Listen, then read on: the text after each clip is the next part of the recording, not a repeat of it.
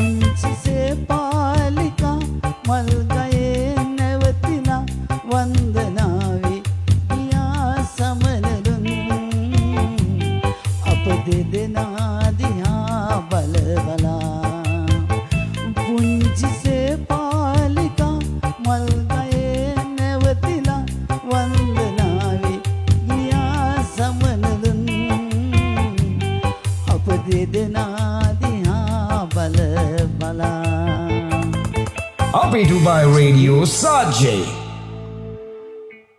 ඉස් ගීතය මං හිතන්නේ අවුරුදු 20කට ඉස්සෙල්ලා චමින්දමයි කියපු පළවෙනි ගීතය.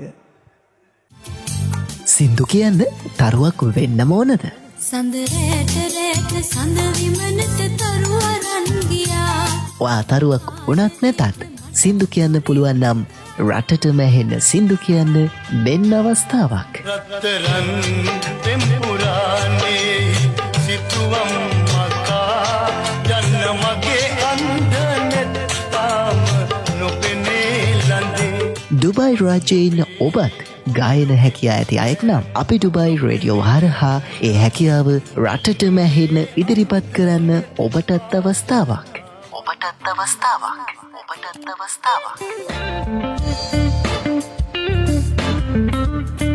අපි ඩුබායි රේඩියෝ සාජේ සතියක සෑම ඉරිදාවකම රාත්‍රී 9 සිට මට රිදවන්න පාය සඳ